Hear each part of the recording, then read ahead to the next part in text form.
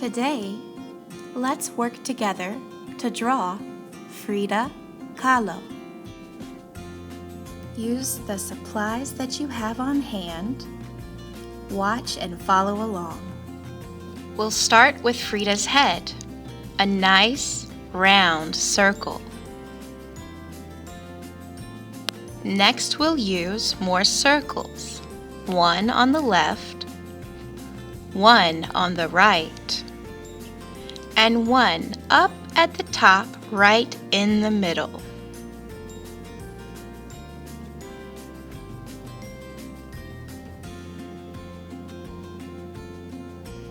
Now let's give Frida some hair, a curved line to the left and a curved line to the right. Let's make sure she can hear.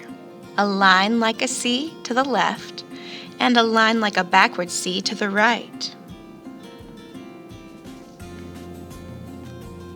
Next, let's finish up her hair. A line like a bunch of hills or rainbows, all strung together from one side of her head all the way to the other. Next, let's give Frida a neck. A line that curves inward and another line that curves inward. A neck that beautiful could really use a necklace. A string of circles makes for great beads. Let's give her blouse a neckline.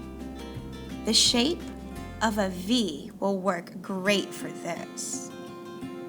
From one side of her necklace to the other. She'll need some shoulders too. A line that comes out and then curves down.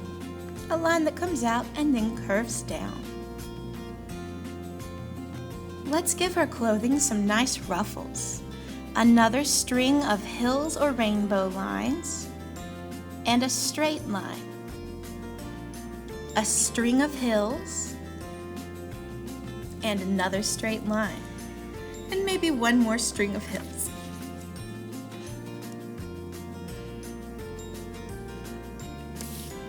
Next, let's work on her eyes.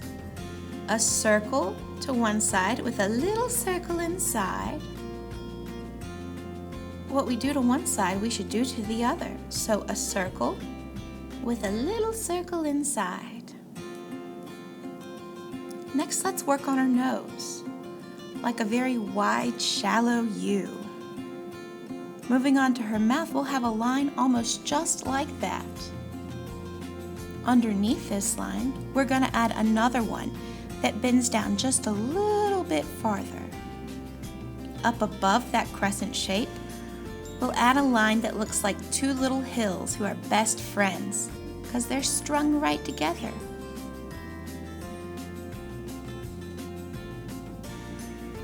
To finish up her flower crown, we're going to need to erase some things.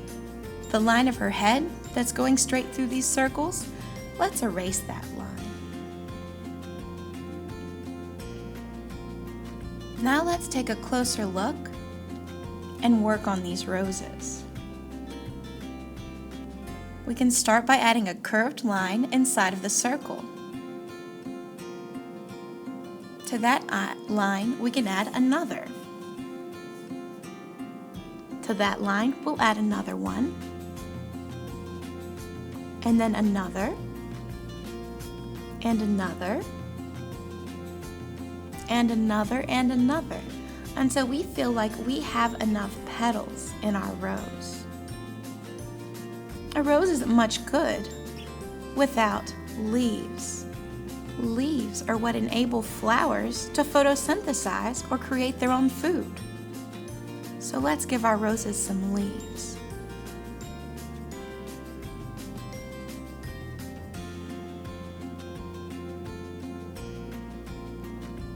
For a leaf, we'll have a curved line connected to another curved line. These curved lines meet on a point. And we can add a little vein inside the leaf if we want. To create these roses, remember, it's just curved lines, one after the other.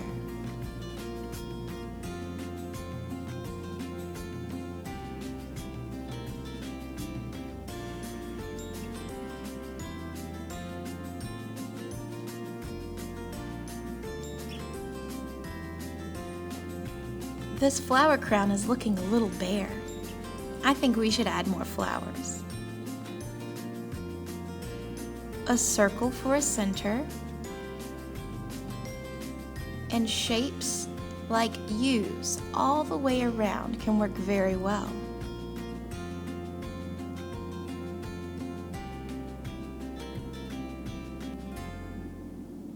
This crown still looks bare. Let's add more.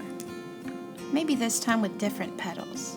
We'll still have a circle for the center, but this time maybe a fluffy, cloudy kind of line around our center.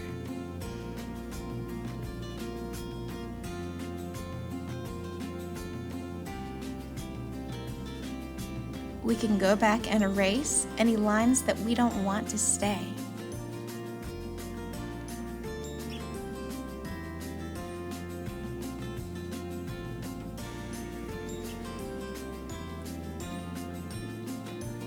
Now let's give her some earrings.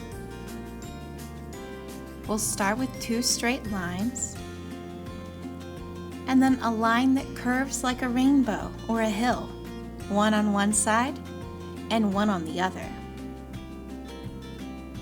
Now, a bunch of really skinny U shapes strung together. One of her favorite pairs of earrings was actually a pair of silver hands. But wait, there's one more thing we've forgotten. Her trademark unibrow. A long curved line on the left, a long curved line on the right. They meet in the center. We can fatten this line up so that it's more than just a single line. There she is. She looks beautiful. The only thing that we could do to make our drawing look even better is if we added some color. We could outline our drawing in black,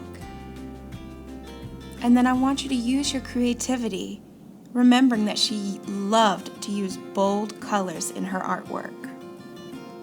Thank you for joining me. I'll see you next time.